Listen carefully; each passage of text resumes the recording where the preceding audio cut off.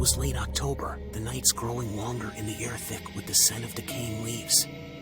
Julia and her friends decided to brave the old Whitmore Mansion, a foreboding structure rumored to be haunted by the ghost of a young woman who died tragically under mysterious circumstances.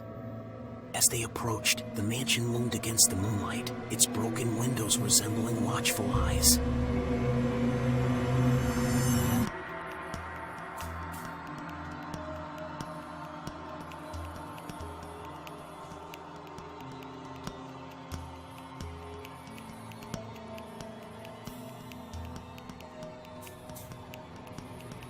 The group hesitated at the creaking door, its rusted handle cold and stiff in Julia's grasp.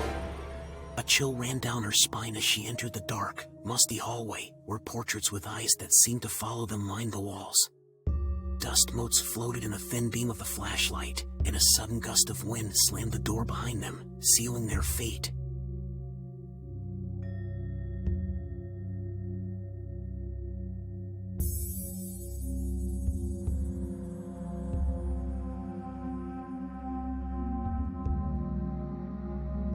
As they ventured deeper, the group stumbled upon a dilapidated parlor filled with antique furniture draped in white sheets. Julia felt an inexplicable urge to lift one covering. Beneath it was a cracked mirror that seemed to hum with energy. As she gazed into it, she caught a glimpse of a fleeting figure behind her, but when she turned around, there was nothing but the shadowy remains of the room.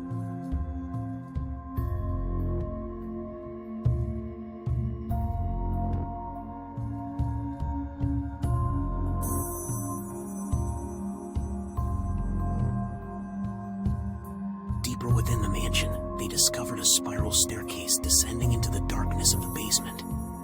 With every step they took, the air grew colder, and the faint sound of a child's laughter echoed off the stone walls, sending shivers through Julia. Sweat pricked her brow as they reached the basement door, which creaked open to reveal an empty room save for a dusty old cradle.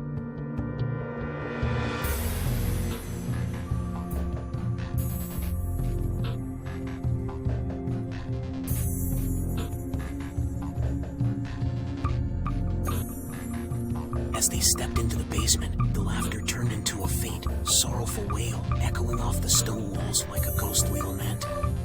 Julia felt a tightness in her chest, as if something unseen was pressing down on her spirit. Panic set in as they turned to leave, only to find the way back blocked, the door now sealed as if by an invisible force.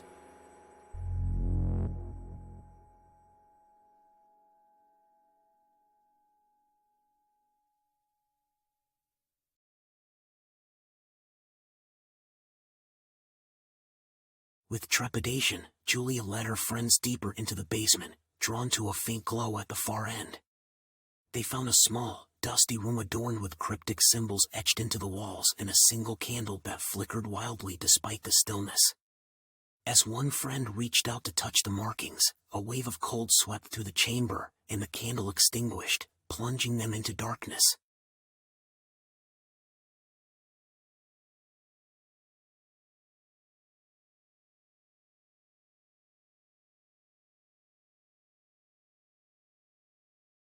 In the oppressive silence, whispers filled the air, low and mournful, wrapping around Julia like a shroud. The air thickened with the presence of something malevolent as shapes began to materialize in the shadows, indistinct yet chillingly palpable. One figure, highlighted by a sudden flash of lightning outside, appeared to be the ghost of the woman, a sorrowful face twisted in despair.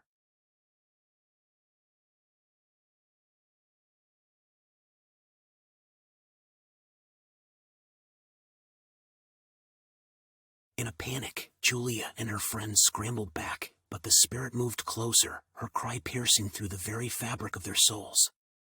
In that moment, Julia understood that the woman was trapped between realms, seeking solace but chained by the tragedy of her past. A frantic determination surged through her, and in an act of bravery, she reached toward the ghost, whispering words of comfort.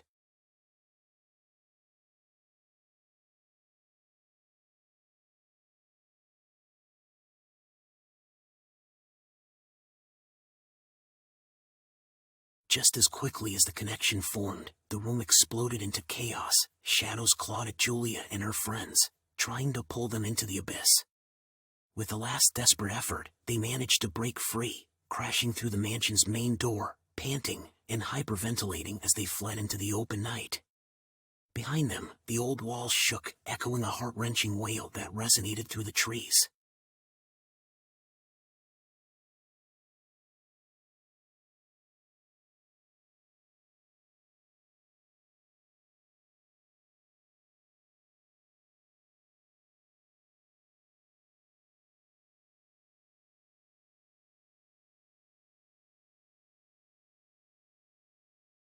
In the following days, a heaviness clung to Julia, the echo of the wail haunting her dreams. She learned that the Whitmore Mansion now lay abandoned and crumbling, feared by locals, who claimed that the ghost of the woman still lingered, forever searching for those who might understand her pain. As Julia gazed back at the mansion one last time, she swore she saw the silhouette of a figure watching her from an upper window, a reminder that some souls may never truly find peace.